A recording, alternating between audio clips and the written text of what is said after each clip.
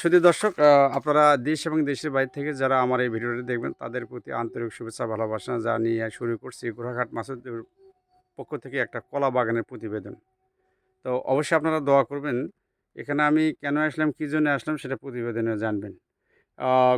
Gaibandha district Gobindaganj থানা ফুলহর গ্রামে এখানে এক যুবক ভাই কলার বাগান করছে।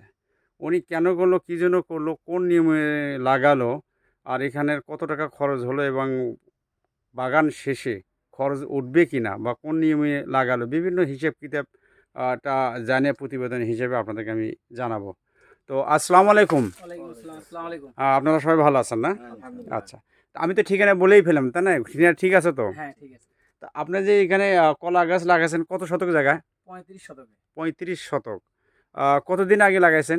লাগাইছি প্রায় ৯ মাস হচ্ছে। ৯ মাস। আরও কতদিন পরে এর রেজাল্ট হবে বা ৩ ফল মাস। পাবেন? ৩ মাস।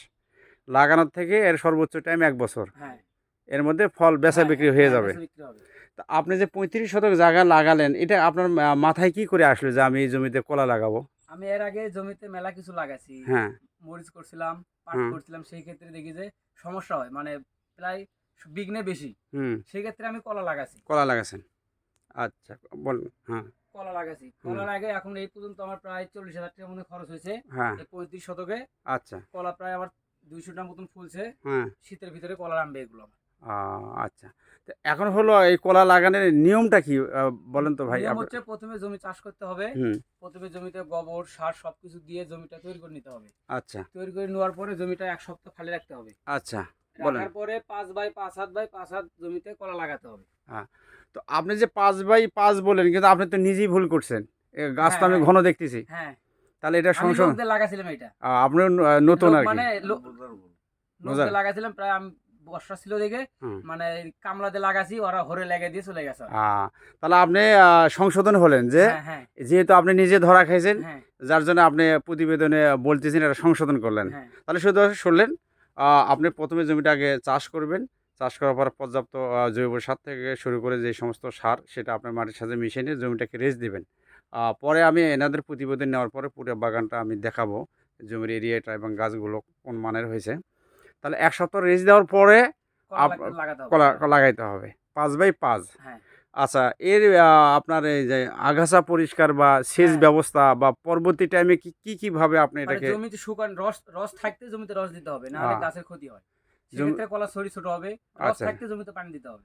সেটা এখন জমির উপর নির্ভর হ্যাঁ, করবে জমির যে উপর। সেটা ১৫ দিন বা হ্যাঁ, ১ মাস, হ্যাঁ, সেইভাবে আপনি সেচের ব্যবস্থা হ্যাঁ। করবেন। তা লাগানোর পর আপনার যে বাকি যে আগাছা ওটা পরিষ্কার বা স্প্রে নিয়ে দিতে হবে জমিতে। নিয়ে দিতে হবে। স্প্রে করলে গাছের ক্ষতি হয়। গাছের ক্ষতি হয়। হ্যাঁ, হ্যাঁ। ওটা তো কীটনাশক জিনিস। তো তারপরে আপনি কোন জাতের সার বা ব্যবহার করেন? বেশিরভাগ সার টিএসপি সার। টিএসপি। হ্যাঁ, তো ওটা শতক ভাও হিসেব করেন না বিঘা ভাও? এটা বিঘা আমাদের। বিঘে কতটুকু, কোন সারটা লাগবে? বিঘায় আপনার পটাশ ১ম এ যেমন দিছি আমি, পটাশ দিছি ১ বস্তা, হুম, টিএসপি দিছি ১ বস্তা, পতেঙ্গা দিছি ১ বস্তা, হুম, হুম। ইউরিয়া দিছি ১ বস্তা এবং আচ্ছা, সব ভিটামিন দিয়ে হুম। গাছটা লাগাছি। আচ্ছা, গাছ আচ্ছা। লাগানোর পর গাছ যখন লাগে উঠছে ২ মাস পর হুম। শুধু টিএসপিটা দিছি খালি। টিএসপিটা দিয়েছেন। টিএসপি ২ বস্তা দিছি। এই অবস্থা? হ্যাঁ, আচ্ছা। যাই হোক, আমি দোয়া করি যে আপনার যে কথাগুলো শুনে আমি বুঝলাম, তাতে আপনি ১ম জীবনে একটু ভুল করছেন, এটা সংশোধন হয়ে হ্যাঁ, বের হওয়ার চেষ্টা করতেছেন। জি।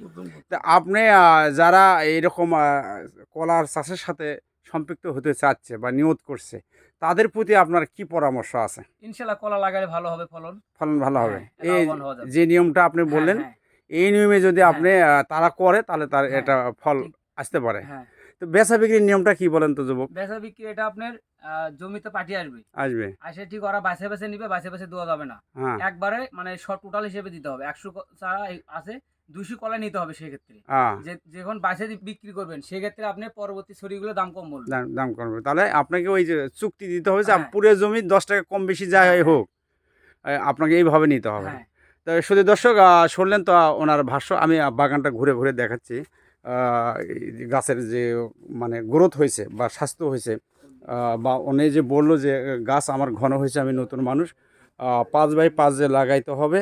এই যে জমি আসলেই ওনার কথা ঠিক আছে, জমি আসলেই খুবই ঘন। আপনারা যারা কলা চাষের প্রতি আগ্রহী তারা অবশ্যই এই যুবক যে পরামর্শ দিল সেই কথাগুলো চিন্তা ভাবনা করে জমি উত্তমভাবে চাষ করবেন, এবং গাছের যে দূরত্ব সেটা দিবেন। তাহলে হয়তোবা একটা রেজাল্ট আপনার খরচের হিসাব, শ্রমের হিসাব বাদ দিয়ে আপনারা লাভের মুখ দেখতে পারবেন। শুধু দর্শক, আপনারা ভিডিওটা ধৈর্য সহকারে দেখুন। আমি আমার এই চ্যানেলটির নাম হলো ঘোড়াঘাট মাসুদ টিভি।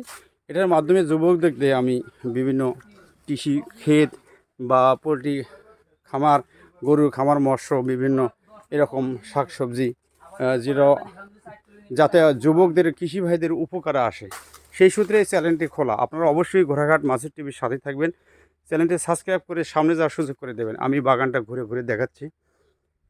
কলার মান এখনও যাচাই করা সম্ভব না, যাতে সবে মাত্র ছড়ি আসতেছে। এখন শেষে বোঝা যাবে যে এই ছড়ি কত কলা আসে বা এর গ্রোথটা কীরকম হয় বা কত বড় হয়, সেটা পরে দেখানো যাবে। সুদর্শক দেখতে থাকুন। সুদর্শক, আমি পুরো বাগানটা আপনাদেরকে দেখাচ্ছি ঘুরে ঘুরে, আপনারা দেখতে থাকুন। তো এখন সবচেয়ে ইম্পর্ট্যান্ট ব্যাপার হলো যে ভাইরাস যাতে না হয়, কলায় যেন স্পট না পড়ে। কলায় যদি স্পট হয় তাহলে কিন্তু আপনারা দাম কম পাবেন। কারণ আমরা নিজেরাও তো আবাদ না করলে যে কিনে খাই, আমরা যারা গ্রাহক, তারা অবশ্যই স্পটওয়ালা কলা কিনবো না। যার জন্য যারা চাষবাস করার ইচ্ছা পোষণ করছেন, এই নিয়মগুলো মানে আপনারা চাষবাস করতে পারেন। কিন্তু কোন নিয়মে পরিচর্যা করলে এই স্পট থেকে আপনারা বাঁচবেন, সেটাও অবশ্য খেয়াল করবেন। সেই দর্শক দেখতে থাকুন। বাগানটা আমি ঘুরে ঘুরে দেখালাম। সুন্দর বাগান, গাছের গ্রোথ ভালোই হয়েছে, কিন্তু সমস্যা হচ্ছে ঘন, গাছগুলো ঘন। মাটির উর্বরতা ভালোই আছে কাঁঠালা জায়গা হিসেবে। লাল মাটি, আমাদের উত্তরবঙ্গে লাল মাটিকে কাঁঠালা মাটি বলে। এই যে কলা দেখেন, এই যে কলা, এই যে কলার বয়স মনে হয় 1 মাস হবে। অবশ্যই আবারও বলছি, আপনারা কিন্তু কলা বের হওয়ার পরে অবশ্যই খেয়াল রাখবেন যাতে গাছে কলার ওপর কোনো স্পট না পড়ে, তাহলে কিন্তু আপনারা কম দামে বিক্রি করতে হবে। তো শুধু দর্শক, আমি ভিডিওটা আর বেশি লম্বা না করে তো এই পর্যন্ত ইতি টানার সিদ্ধান্ত নিলাম। তো আপনারা তো আপাতত ভালো আছেন, নামাজ কালাম অবশ্যই 5 ওয়াক্ত পড়বেন এবং দিন শেষে একটা ভালো কাজ করবেন। আর যেহেতু কৃষির সাথে আপনারা সম্পৃক্ত, অবশ্যই যদি কোনো লোক পরামর্শ চায় তা তো দেবেন, তাই না? তা আপনার মোবাইল নাম্বারটা বলেন তো দেখি। 01741812825। আমার নাম মোহাম্মদ মেহেদি হাসান। সেই দর্শক, এনে নাম্বারটাই দিয়ে দিলে, যদি আপনারা কলা চাষের সাথে সম্পৃক্ত থাকতে চান, এনার একটা ছোট করে পোলট্রি খামারও দেখলাম, সেটাও আমি ভিডিও করব। যদি কোনো পরামর্শ থাকে এই নাম্বারে ফোন করলে উনি পরামর্শ দেবে, তাদের কোনো আপত্তি নেই। যাক, আমি আর ভিডিওটা লম্বা না করে এখানেই শেষ করছি। দেশ এবং দেশের বাইরে থেকে যারা আমার ভিডিওটা প্লে করবেন, সবার প্রতি আন্তরিক শুভেচ্ছা, ভালোবাসা জানিয়ে শেষ করছি। আল্লাহ আপনাদেরকে ভালো রাখুক, আমাকে ভালো রাখুক। 5 ওয়াক্ত নামাজ পড়বেন এবং পড়বো, এবং দিন শেষে একটু ভালো কাজ করবেন, এই প্রত্যাশাকে শেষ করছি। রাখি। আসসালামু আলাইকুম।